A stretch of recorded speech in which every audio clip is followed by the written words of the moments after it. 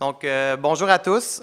Bienvenue à ce point de presse qui se tient en marge de la journée Demo Day de Founder Fuel et de l'événement Accelerate MTL 2012. Mon nom est Serge Vallière et j'ai le plaisir d'animer cette rencontre aujourd'hui.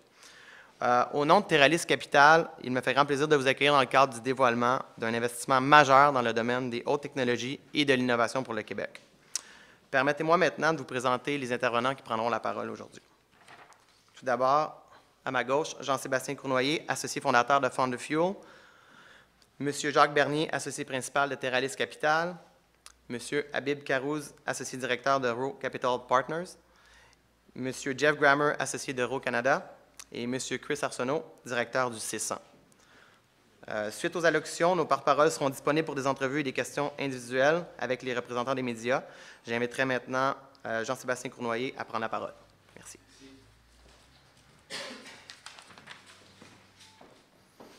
Alors, bonjour tout le monde. Merci d'être ici aujourd'hui. Je pense qu'on assiste cette semaine, en tout cas aujourd'hui, est le début d'une grande semaine à Montréal. Il y a beaucoup d'activités qui coïncident, avec tous quand même un thème similaire qui les rejoint tous, et puis en fait rejoint un peu pourquoi moi je suis impliqué dans ça, pourquoi mes associés aussi de Real Ventures, pourquoi tous les gens qui sont sur la première rangée sont ici. C'est l'entrepreneur et l'entrepreneurship. Alors, quand on regarde une économie vibrante, une économie en santé, les entrepreneurs ont toujours une place importante dans ces mondes-là. On regarde aux États-Unis, il y a eu, à partir de 2008, il y a eu une récession importante, mais à Silicon Valley, qui est le cœur de l'entrepreneurship aux États-Unis, il n'y a pas eu de baisse, il n'y a pas eu cette période difficile-là. Alors, en 2006, j'ai rencontré John Stokes, qui est introduit par Alan McIntosh. Puis, John arrivait de l'extérieur, puis voulait partir un fonds d'amorçage, aider à stimuler l'entrepreneurship, repartir, en fait, notre économie ici locale, qui avait déjà été très vibrante au niveau des startups et de la technologie, et de suivre un peu les modèles qui existaient aux États-Unis. Alors, on a travaillé ensemble pour lever un fonds de 5 millions qui s'appelait Montreal Startup, dans lequel il y a beaucoup de gens ici qui étaient investisseurs. Des gens d'Investissement Québec qui étaient avec nous, le fier partenaire, des gens d'FTQ aussi. Puis, le concept derrière ça, c'était de dire, dans le monde actuel, on est capable de bâtir des entreprises avec très, très peu de capitaux.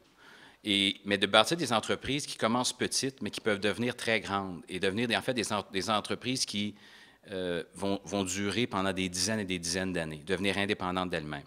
Et notre but à Montreal Startup, c'était de faire ça. C'était de prouver qu'on est capable de bâtir ces entreprises-là ici, à Montréal, au Québec. Et je ne sais pas si c'est par chance ou quoi que ce soit, on a réussi à en bâtir une dans laquelle, en fait, tous les investisseurs présents aujourd'hui sont actionnaires aussi, une compagnie qui s'appelle Beyond the Rack, qui, je me souviens, a été bâtie. 2 gars, un PowerPoint, sont venus nous voir. On les a aidés à lever leur premier million. Puis c'est une entreprise qui devrait peut-être cette année faire aux alentours de 200 millions de revenus. Alors, on part en l'espace de 4 ans. Une compagnie qui est partie de rien, vont probablement franchir les 400 employés cette année, ouvre un bureau aux États-Unis, mais ce n'est pas la compagnie qui déménage aux États-Unis. On engage des Américains pour travailler pour nous ici. Alors, évidemment, les fonds, le petit fonds de 5 millions a aidé à bâtir cet écosystème-là. Mais à Montréal, il y avait aussi une communauté d'individus, des entrepreneurs, d'autres investisseurs, des anges financiers qui voulaient bâtir l'écosystème. Il y a beaucoup d'activités, des choses comme Startup Camp, Startup Drinks, le Startup Festival qui a commencé l'année dernière, où est-ce que des gens de la communauté se mobilisent pour lancer des entreprises, mais pour aussi supporter d'autres entrepreneurs. Alors, nous, on a levé notre deuxième fonds l'automne 2010, un fonds de 50 millions, encore une fois avec le support des gens d'Investissement Québec, d'FTQ et de la communauté des anges aussi localement. La BDC aussi est embarquée dans le fonds, avec le même mandat, encore une fois, de travailler avec les entrepreneurs, les aider à élargir leur vision, leurs horizons et les amener à essayer de bâtir des grandes entreprises, mais d'ici.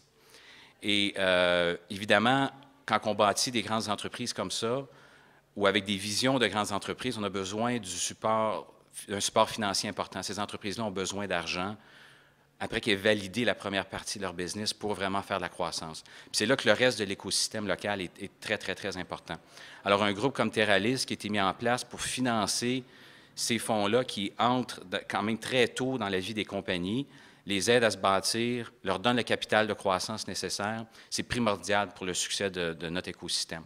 Alors, avec des fonds comme RO, des fonds comme Innovia, des fonds comme Celtic House et même des groupes comme la BDC qui sont maintenant très, très, très impliqués aussi au niveau direct, des groupes comme Homers qui commencent à regarder dans notre écosystème, on commence à avoir un marché dans lequel un entrepreneur peut regarder ça et dire, oui, j'ai l'opportunité, la chance de bâtir une grande entreprise ici au Québec.